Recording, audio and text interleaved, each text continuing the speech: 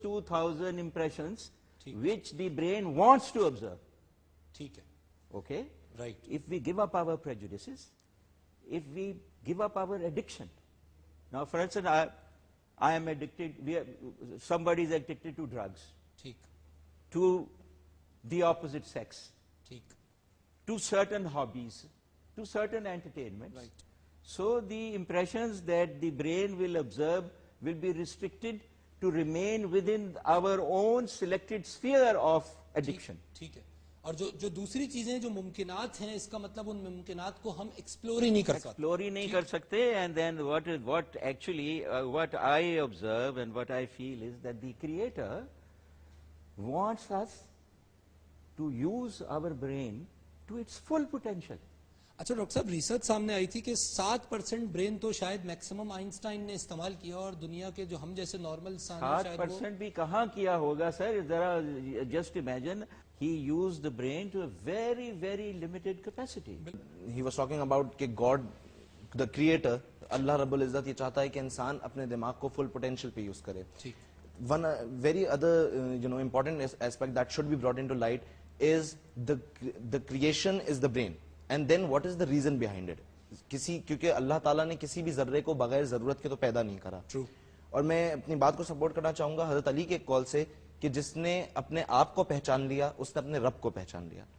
تو the purpose of the brain is not only to be a control center کہ وہ ہمارے جو ہے وہ 5 senses کو جو ہے اس کو کنٹرول کر رہا ہے. If I'm feeling something that is due to the communication signals between my neurons and the brain cells. In fact اس کا purpose یہ بھی ہے کہ ہم observe کر سکیں, جیسے کہ ابھی ڈاکٹر صاحب کہہ رہے تھے کہ it's an observatory, ہم observe کر سکیں اپنے سراؤنڈنگس کو, اپنے آس پاس کی چیزوں کو ہم محسوس کر سکیں and from that we can establish a relation, a link to the creator itself. یعنی بہت خوبصورت آپ نے بات کی. اس کا مطلب ہے کہ ایک اس کا مادی پہلو ہے اور ایک اس کا روحانی پہلو ہے. اور مادی پہلو میں جو 5 سینسز کے ذریعے ہمیں نظر آ رہا ہے اس کو ہمیں میپ کرنا ہے اس روحانی پہلو پہ کہ پھر جو ایکچوئل شاید آبجیکٹو ہو.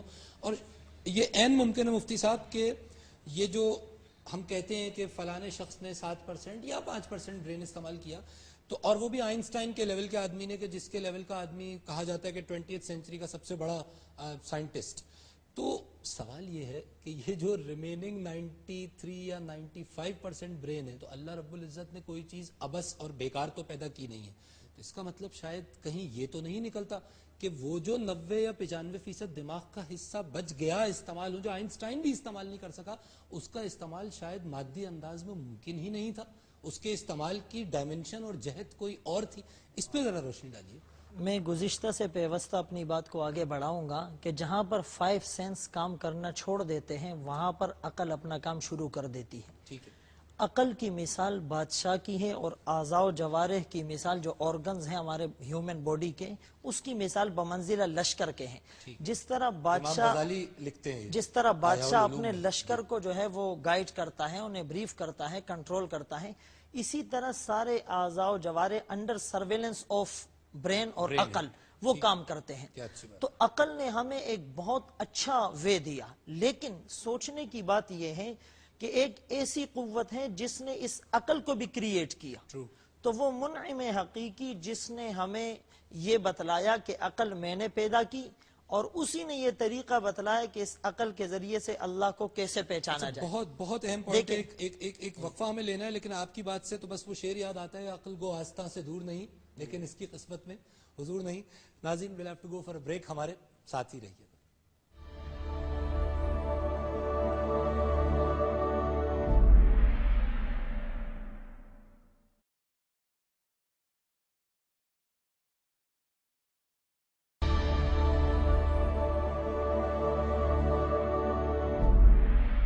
ویلکم بیک ناظرین, آپ دیکھ رہے ہیں پروگرام مذاہب اور عقل انسانی اور ہم آج ڈسکس کر رہے ہیں انسانی دماغ کو. اچھا فہد صاحب, جس طرح بریک سے پہلے مفتی صاحب فرما رہے تھے کہ جو دماغ ہے دراصل ظاہر ہے اور اس کا تعلق الٹیمیٹلی عقل سے اور ہم ہیومن مائنڈ کو بھی آگے ڈسکس کریں گے.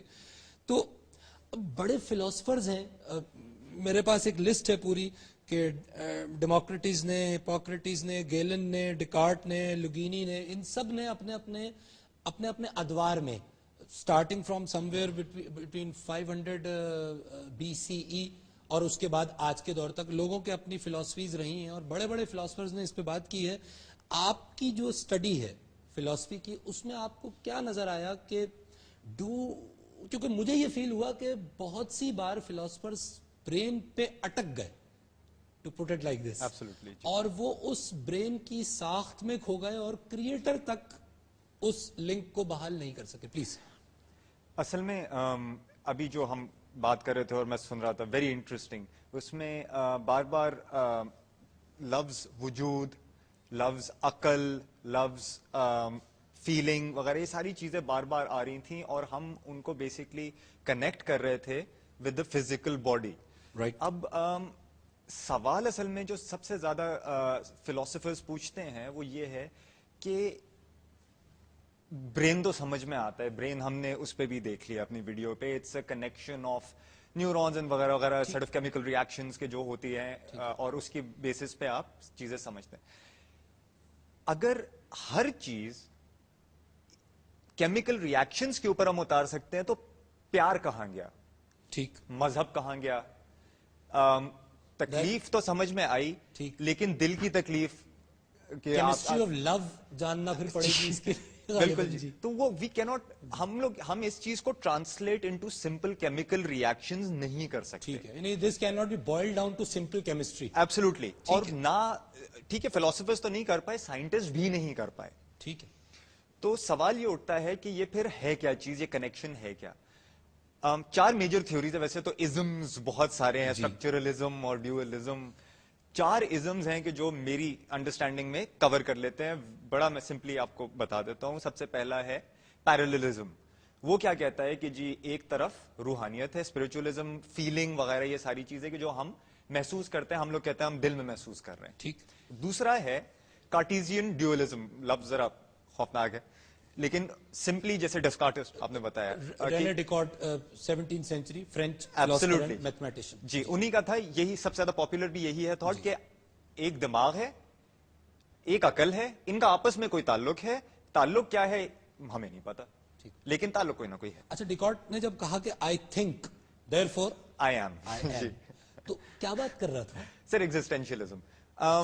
کہ یہ سر اب اس پہ ہم آ جاتے ہیں کامران صاحب سیلف اویئرنیس پہ. ٹھیک. میں ذرا سا لیپ آف فیتھ کروں گا. میں نے یہ ڈسکشن میں پہلے بھی پڑھا تھا, بڑی وہ ہو گئی تھی, نئی سی بات لگی تھی لوگوں کو کہ ایک کمپیوٹر اور ایک انسان میں سوائے سیلف اویئرنیس کے اور کوئی فرق نہیں ہے. دونوں carbon based electrically operated devices ہیں. ٹھیک ہے. صرف یہ ہے کہ انسان کو پتا ہے کہ وہ ہے, کمپیوٹر کو پتا نہیں ہے. اکثر فلمیں ٹرمینیٹر وغیرہ یہ ساری بڑی. اچھا, یہ کیونکہ ڈیکارٹ نے بھی یہی کہا تھا, اس نے کہا تھا کہ میں شک کرتا ہوں اس لیے میں ہوں, کیونکہ اگر میں شک کر رہا ہوں تو یہ اس بات کا ثبوت ہے کہ میں ہوں. جی, ورنہ شک کر کون رہا ہے. ایبسولوٹلی. اصل میں دماغ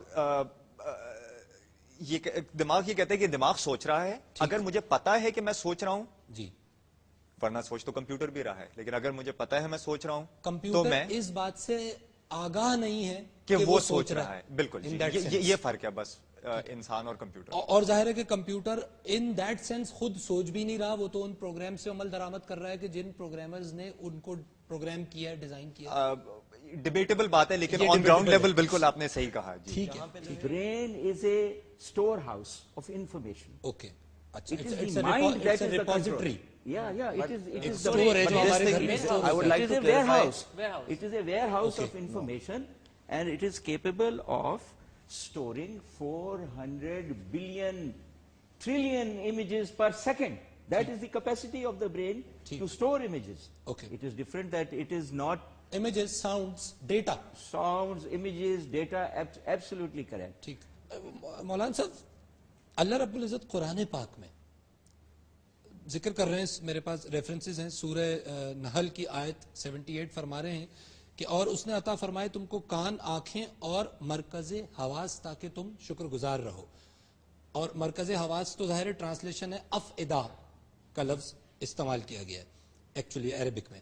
اس کے بعد سورہ اعقاف میں فرما رہے ہیں آیت 26 میں, اور دیے ہم نے انہیں کان اور آنکھیں اور مرکز حواس. اور اس کو کئی اسکالرز مرکز افئدہ کو جب مرکز حواس ٹرانسلیٹ کرتے ہیں تو وہ ان کو دل و دماغ دونوں سے